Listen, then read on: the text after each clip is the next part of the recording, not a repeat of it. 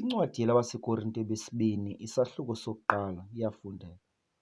UPawulos, umpostile kaYesu Kristu ngokuthanda kukaThixo, noTimothi umzalwane, ubhalela ibandla likaThixo eliseKorinte kunye nabo bonke abangcwele abakwelase-Akhaya, liphela uthi, malube bubabalo kuni noxolo oluvela kuThixo uBawo wethu neNkosi yethu uYesu Kristu. Makabongwe uThixo, uYise weNkosi yethu uYesu Kristu, usozimfefe, uThixo onako konke ukusithuthuzela, osithuthuzelayo kuyo yonke imbandezelo yethu, ukuze sibe nako ukubathuthuzela abakwinto yonke eyimbandezelo, ngayo intuthuzelo esithuthuzelwa ngayo nathi nguye uThixo. Ngokokuba njengokuba iintlungu zikaKristu ziphuphumela kuthi, ngokunjalo ithi nentuthuzelo yethu iphuphume ngoKristu. Nokubana ke siyabandezela, okwenzelwa ukuthuthuzela nokusindisa nina. Ukusindisa ke okusebenzayo ngokunyamezela kwenu kwa ezo ntlungu sazivayo nathi, nokubana ke siyathuthuzelwa, oko kwenzelwa ukuthuthuzela nokusindisa nina. Kananjalo ithemba lethu ngani liqinisekile, sisazi ukuba njengokuba ningamadlelana nathi ngazo iintlungu, ngokunjalo niyakuba ngawo nangentuthuzelo.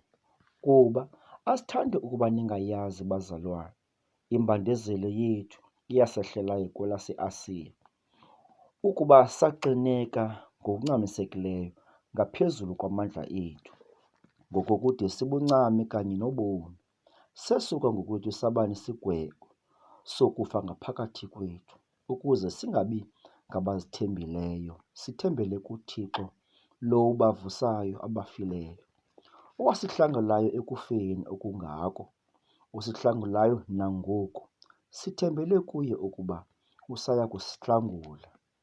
Nakubona ukuba niyancedisana nani ngokusikhungela, ukuze isipho esingokubabalwa esenzelwe sona thina ngabantu abaninzi, sibulelwe ngabaninzi ngenxa yethu, kuba oko kuqhayisa kwethu kukungqina sesazela sethu, ukuba sithi ehlabathini apho, ngokukodwa ke kuni, sahlala ngabangekumbi, sinokungcongeka okuvela kuThixo, singenabulumko bobenyama, sinobabalo lukaThixo, kuba asinibhaleli zimbi izinto, ikwezezo nazilesayo, nizaziyo kakuhle.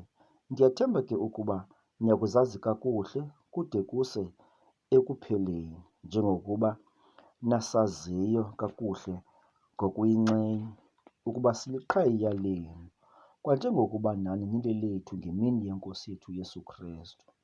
Ndinelo nkoliseko ke, ndinqwenela ukuba ndingeza kuni kuqala ukuba ndibabalwe okwesibini, ndize ndicande kuni ukuya kwelaseMakedoni, ndibuye ndivela kwelaseMakedoni ndize kuni, ndiphekelelelwe nini ukuya kwelakwaYuda. Xa ngoko ndandifuna oko, ndandifeketha na kanti? Okanye izinto endizicabayo ndizicaba ngokwenyama yini na, ukuze nje kubekho kum u-ewe abe ngu-ewe, no-hayi abe ngu-hayi?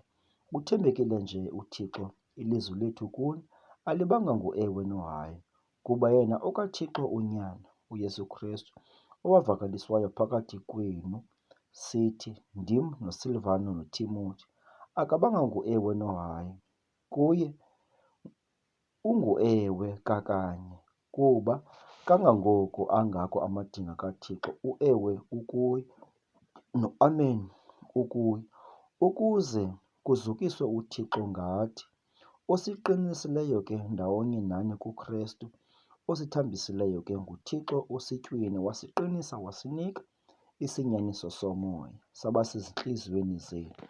Mna ke ndibiza uThixo ukuba abe lingqina emphefumlweni wam, ukuba kungokunivela endithe ndaba andikezi eKorinte. Anditsho ngokulugagamela ukholo lwenu, nditsho ngokuba singasebenza nani uvuyo lwenu, kuba nimi